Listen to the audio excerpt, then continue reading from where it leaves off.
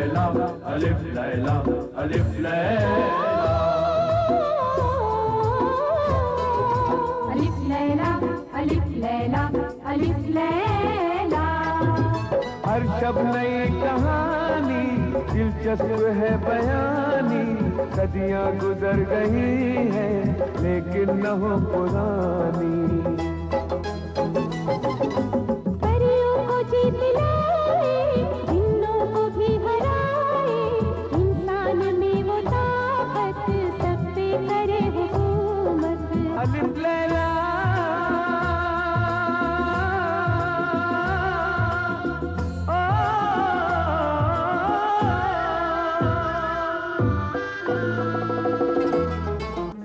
Baghdad का मशहूर अब्बासी खलीफा हारून रशीद एक ऐसा इंसानियत पसंद हुक्मरान था जो अपनी रियाया का हाल मालूम करने के लिए रात को भेस बदलकर अपने शहर, गांव और गलियों में जाया करता था। इस तरह खुशहाल और जगमगाते हुए बगदाद के अलिफ लैलवी दिन और रातों से बहुत सी अजीबो गरीब, हैरत अंगेज दास्तानों ने जन्म लिया। एक दिन भेस बदले हुए खलीफा हारून रशीद एक गली से गुजर रहा था। सादिका, हमें अंदर जाने दे। नहीं, अंदर नहीं जा सकते। अब क्या होगा? घबराओ नहीं बुशरा। सादिका, हमें अंदर जाने दे। नहीं, नहीं जा सकते। हमें जाने दे। ये मेरे शौहर का घर है। ये मेरे भी शौहर का घर है। तेरा शौहर तो ये आज बना है। मेरी शादी तो इससे 5 साल पहले हुई थी। क्या तू नहीं जानती? 4 बेटियां हैं मेरी इससे। अरे हट, तमाशा न बना। हमें अंदर जाने दे। हमें हमारे घर में जाने दो सादिका। अगर तुम घर के अंदर गए तो मैं बगदाद के आदिल खलीफा हारून रशीद के पास फरियाद लेकर जाऊंगी। मैं तुम्हें वहां तक जाने नहीं दूंगा।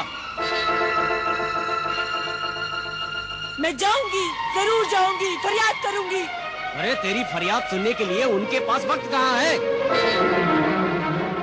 वो बहुत ही मसरूफ हुक्मरान हैं। तेरी फजूल बातें सुनकर अपना वक्त जाया नहीं करेंगे। अरे छोड़। मैं अपनी जान दे दूंगी और तेरी जान ले लूंगी, मगर तुझे अंदर नहीं जाने दूंगी, समझी ना? मैं तुझे अंदर नहीं जाने दूंगी। मैं तुझे इस घर में नहीं घुसने दूंगी। तू इस घर में नहीं आ सकती। मैं तुझे अंदर नहीं जाने दूंगी। मैं तुझे अंदर नहीं जाने दूंगी। रुक जाओ, मैं कहता रुक जाओ तुम लोग, मत लड़ो आपस में। कौन हो तुम? मैं अमीरुल मोमिनीन खलीफा हारून रशीद का एक अदना खादिम हूँ। उन्होंने मुझे हुक्म दिया है कि तुम सब दरबार में हाजिर हो जाओ और झगड़े की वजह बयान करो।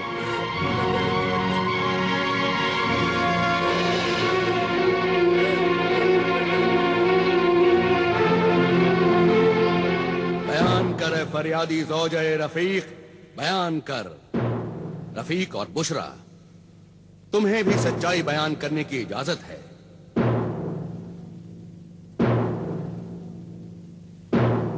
आखिर इस लड़ाई की बुनियाद क्या है? इस झगड़े की बुनियाद है दूसरी शादी। मेरे शौहर ने दूसरी शादी कर ली है। अमीरुल मोमिनीन। अमीरुल मोमिनीन, हमारे मजहब इस्लाम ने दूसरी शादी की इजाजत दी है। मगर किन हालात में दूसरी शादी की इजाजत दी है?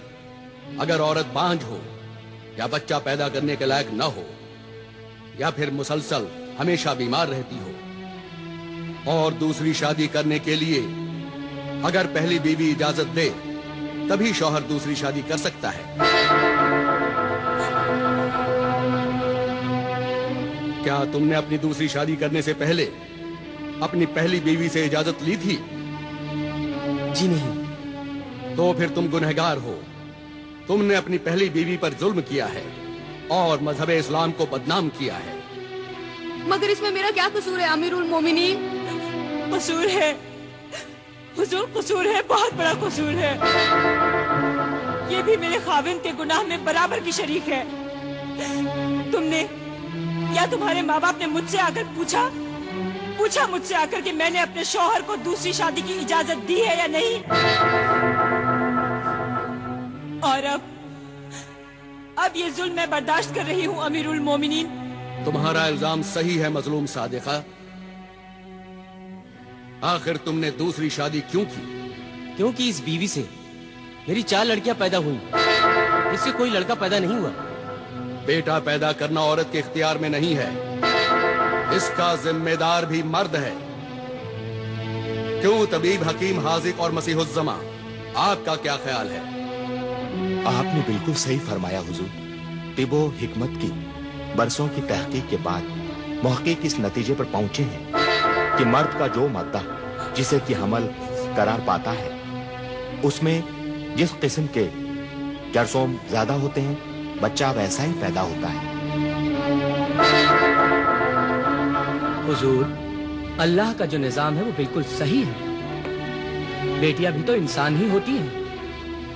अल्लाह की कुदरत को निशाना बनाना मर्द के किरदार और ईमान की कमजोरी है। मेरे शौहर अपनी बेटियों को ना अच्छा खाने को देते हैं, ना अच्छा पहनने को देते हैं। वो इन्हें बोझ समझते हैं, वो इनसे नफरत करते हैं। तौबाह नऊजुबिल्लाह, अल्लाह तुम्हारी अक्ल पर रहम करे। बेटी से नफरत करके तुम जहन्नुम में अपनी जगह बना रहे हो। ऐ गुमराह पिदर, बेटी तो अल्लाह की रहमत और रसूलुल्लाह का सलाम है।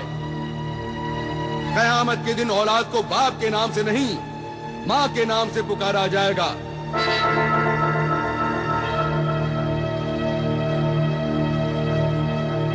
कितना बड़ा दर्जा है औरत का। माँ के कदमों के नीचे ही जन्नत है। ये दुनिया औरत के लिए ही बनाई गई है। औरत ने ही बड़े बड़े पैगंबरों को पैदा किया। बड़े बड़े वली अल्लाह, दरवेश, कौम के रहनुमा और मुजाहिदों ने माँ की गोद में ही परवरिश पाई है।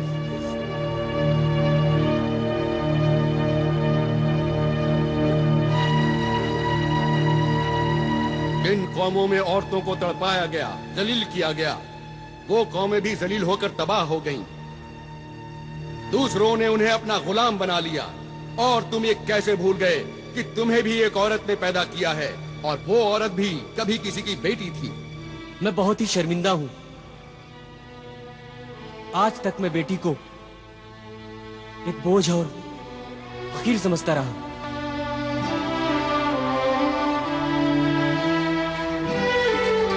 आज आपने मेरी आंखें खोल दी और मुझे बता दिया कि बेटी का दर्जा क्या होता है।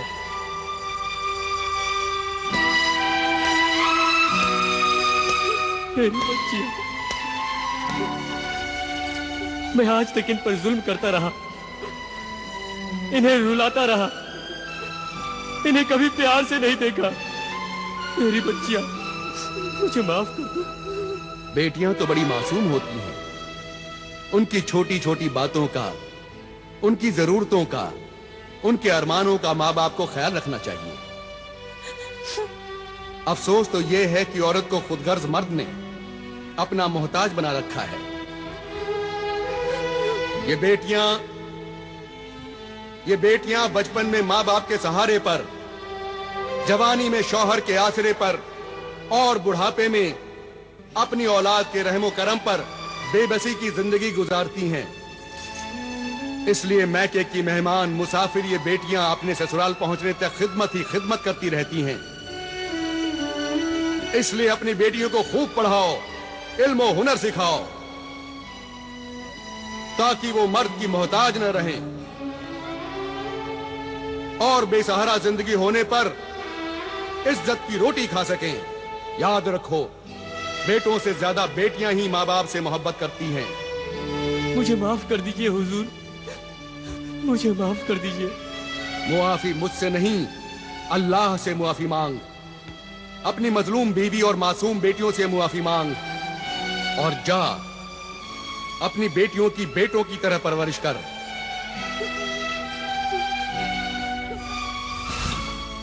ये हुक्मरान खलीफा सिर्फ तख्त पर बैठकर हुकूमती नहीं करता, बल्कि एक मुशफिक बाप, एक मजहबी आलिम एक रोशन दिमाग उस्ताद की तरह अपनी रियाया के मसाइल में दिलचस्पी लेता है?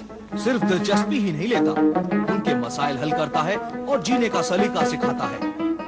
ये गरीब और अमीर दोनों का हमदर्द है।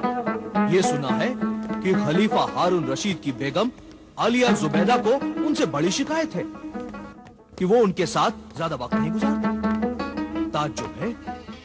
हुजूर अनवर, आज हमारी तबीयत थी कि हम आपके साथ उस नहर के किनारे चहलकदमी करें जो आपने हमारे लिए नहर जुबैदा बनवाई है।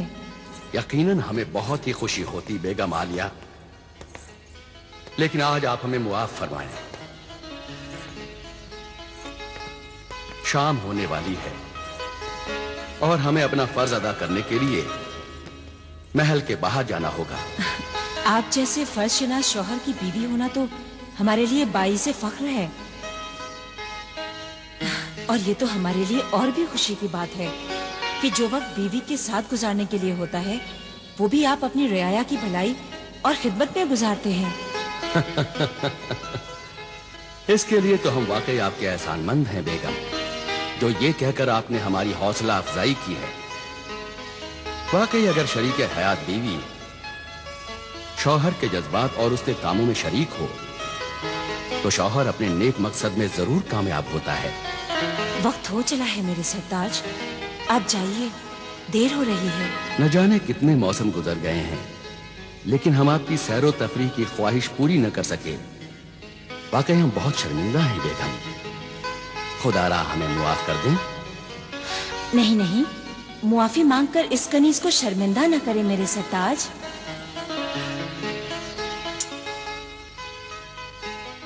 जब बीवी अपने शौहर की हर ख्वाहिश को अपनी खुशी बना लेती है तो उसे किसी बात का अफसोस नहीं होता, और हम इस बात को अच्छी तरह जानते हैं मेरे सरताज कि जो लोग आप तक नहीं पहुंच पाते आप उन तक पहुंच जाते हैं। अल्लाह हाफिज। अल्लाह हाफिज मेरे सरताज।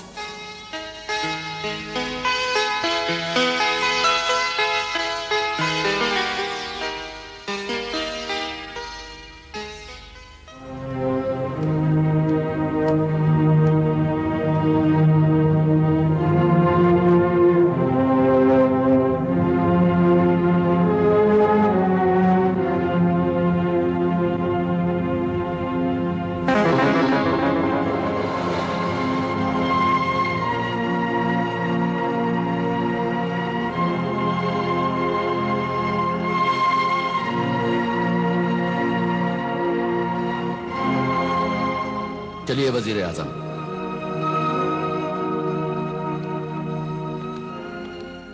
अल्लाह के नाम पर कोई खाना खिला दो, मुझ भूखे फकीर को कोई खाना खिला दो। मैं 3 दिन से भूखा हूँ, कोई फकीर को खाना खिला दो, नहीं तो मैं भूख से तड़प तड़प कर मर जाऊंगा। मुझे कोई खाना खिला दो, अल्लाह के नाम पर कोई।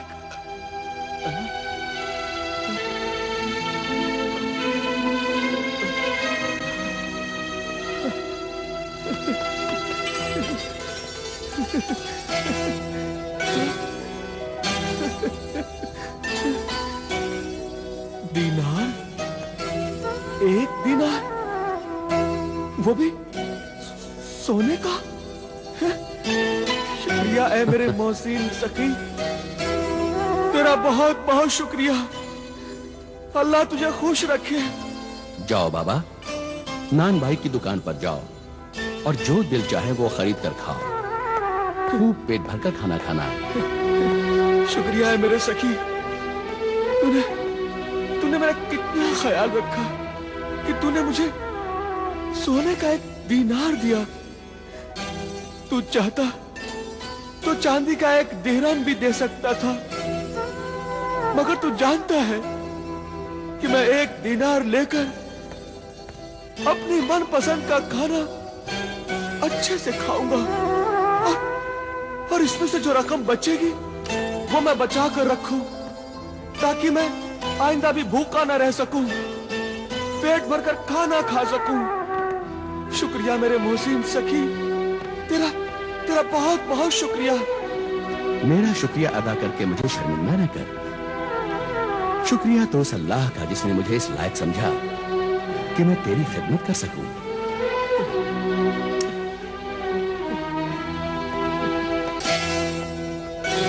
जाओ बाबा, और जाकर पेट भरकर खाना खाओ और उस अल्लाह का शुक्रिया अदा करो। हाँ, जाता हूं, मगर खाना खाने से पहले मेरी एक शर्त है। तू मानेगा ना उस शर्त को? हाँ? शर्त? कैसी शर्त?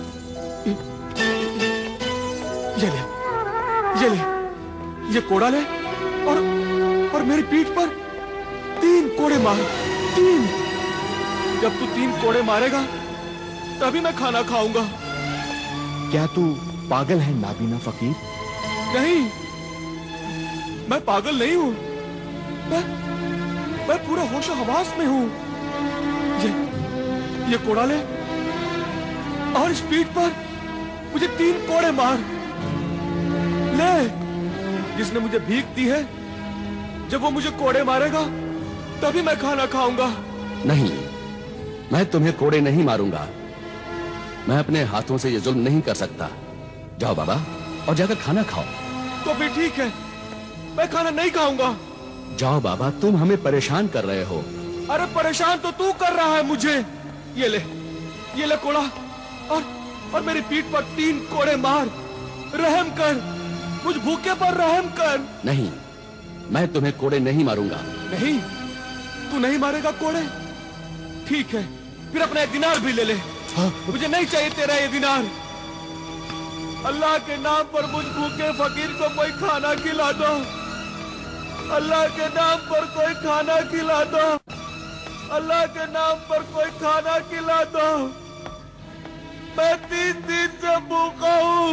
मैं बहुत परेशान हूँ वज़ीर आज़म। कोई खाना खिला दो। इस फकीर की भूख, इसकी पुकार, इसकी फरियाद खाना खिला दो। मैं तुम्हें सुन सकता हूँ और नहीं देख सकता हूँ। ए नूर वालो, मुझ बेनूर को कोई खाना खिला दो। तरस खा मुझ बेनूर पे, कोई खाना खिला दो। इस अंधे भूखे फकीर को मारने के लिए मेरे हाथ कैसे उठ सकते हैं? मर जाऊंगा। न तो मैं इसे कोड़े मार सकता हूँ और न ही मैं इसकी भूख मिटा सकता हूँ। अल्लाह के नाम पर कोई खाना खिला दो। खाना खिला दो, नहीं तो मैं भूख से मर जाऊंगा। कोई खाना खिला दो। या अल्लाह, तू मेरी नेकी और सब्र का कैसा इम्तिहान ले रहा है। रहम कर मुझ पर और रहम कर इस बूढ़े फकीर पर। या अल्लाह, कोई खाना खिला दो मुझे।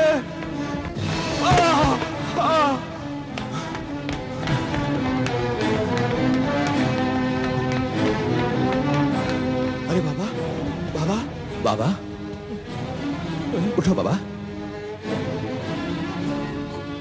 बाबा, कौन हो तुम? मैं एक तालिबे इल्म हूँ। बगदाद में जो कुतुबखाना है, वहां किताबें पढ़ने के लिए आया हूँ। अरे तुम वही हो ना जिसने मुझे सोने का दिनार दिया था? है तालिबे इल्म, इस बगदाद शहर में तुझे इल्म तो मिल जाएगा, मगर मुझ भूखे फकीर को रोटी नहीं मिलेगी। रोटी नहीं मिलेगी मुझ भूखे फकीर को। जरूर नहीं मिलेगी। अल्लाह के बेशुमार नेमतों से मालामाल बगदाद शहर में कोई भूखा नहीं मर सकता। उठ ऐ जिद्दी फकीर, मैं अपने इन बेगुनाह हाथों को गुनहगार बनाऊंगा। मैं तुझे कोड़े मारूंगा और तुझे खाना खिलाऊंगा।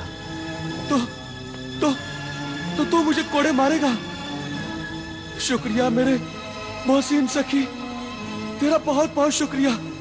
ले ये कोड़ा ले और मेरी इस पीठ पर 3 कोड़े मार। ले मार कोड़े। या अल्लाह, मुझे मुआफ करना। मार जोर से कोड़े मार, तभी मैं खाना खाऊंगा। मार। या अल्लाह, मेरी तौबा है। अल्लाह मुझे मुआफ करना। मार, दूसरा कोड़ा मार। मार मेरे नेक नफस मददगार, मार। तीसरा कोड़ा मार, जल्दी मार।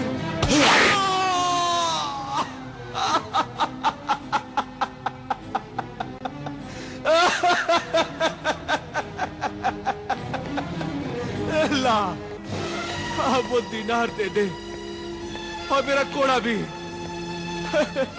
अब मैं पेट भरकर आज खाना खाऊंगा। दे मेरे नेक मददगार, और वो कोड़ा भी दे।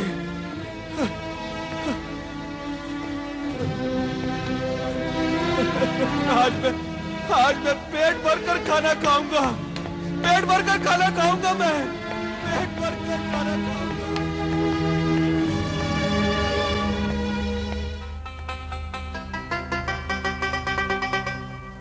या अल्लाह, तेरा लाख लाख शुक्र है, तूने आज इस भूखे फकीर को खाना खिला दिया। 3 दिन लगे मुझे मेहनत की रोटी खाने के लिए। या अल्लाह, और मेरे इस मददगार की भी मदद करना। उस नेक दिल इंसान को हमेशा अच्छा रखना, उसके दिल की हर मुराद पूरी करना, इतना अजीज इंसान बनाना कि रहती दुनिया तक उसका नाम रोशन रहे।